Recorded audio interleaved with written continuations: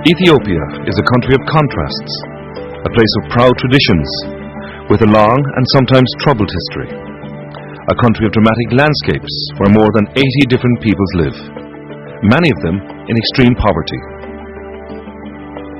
The population here has almost doubled since the 1980s, when dramatic scenes of famine shocked the world.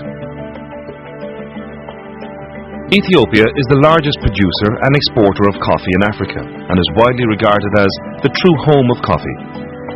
In 2007, a group of Irish business people connected with the coffee trade paid a visit to the Harar district, a coffee growing region in the east of Ethiopia.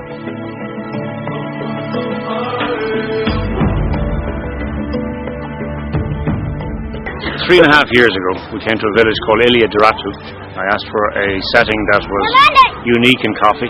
When we got to the village, we got such a welcome. It was the most emotional time or event I've ever gone through. There was about 600 locals, and they did these ceremonies, and they danced, and they fed us, and they gave us the best welcome any Irish group could ever get. And when we looked around, we saw a half-finished school, which we were there this morning, and we believed that we could help and build a school. But when we actually sat down with the elders over the fire, first of all, they wanted a fair price for their coffee. The coffee is absolutely unique, as in Harar coffee. The second thing they wanted was a water project or water pump to their village, and we were so surprised because we didn't assume the water, we just assumed the water came from somewhere. The basic need for water was a shock to the Irish group. For each of them, it was an eye-opening journey of endurance and emotion. It's 5 hours over roads that we wouldn't even consider roads. And there's no way you could get there except for four-wheel drive. And even that at times was challenging. You know, somebody had said before we went up to the mountains that it was bandit country, that it was lawless. But it could be nothing further from the truth, you know. It really is. They're delighted to see you. They give you a very warm welcome. They welcome you into their homes. And you know, after just spending 2 days with them, you know, you make a connection with them that would never ever leave you.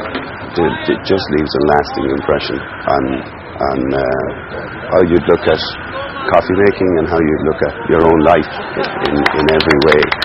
I mean, the basic things that we have back home, like water. You don't understand how important water is in your life until you go without it, as we did for a few days. My God, the amount of it that we waste would keep the country going here. It's quite remarkable. I think that you know, we spoke to people in the village that, you know, a bucket of clean water every day would just literally change their lives and in most cases save their lives. Coffee is the main product of the Harar district of Ethiopia. Coffee starts out not as a bean, but as a fruit, like a cherry, which usually contains 2 beans. It's then harvested, dried and roasted before it's marketed. The Irish group was introduced to the region by the Connect Ethiopia organisation. The principles of fair trade are central to all the businesses represented by the group. Fair trade is an internationally recognised approach to trading which aims to ensure that producers in poor countries get a fair deal. This includes a fair price for goods and services, decent working conditions, and an ongoing commitment from buyers so that there is reasonable security for the producers. The whole aspect of fair trade and getting a fair price for their coffee is really what the farmers need.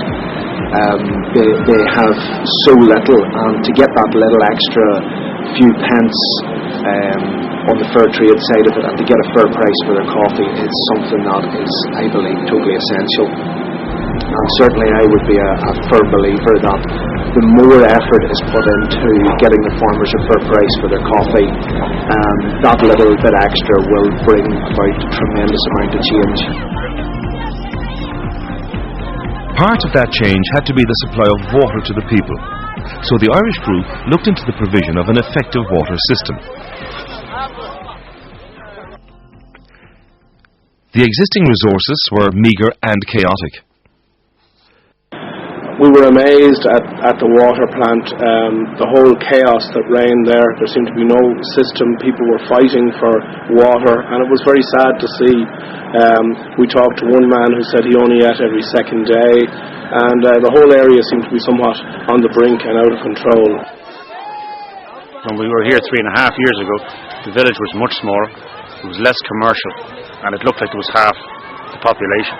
Now today he's saying there's at least 10,000 people will benefit from the water project, and the pain and misery and suffering of carrying water by the women is absolutely horrendous, and we're just aware of that today.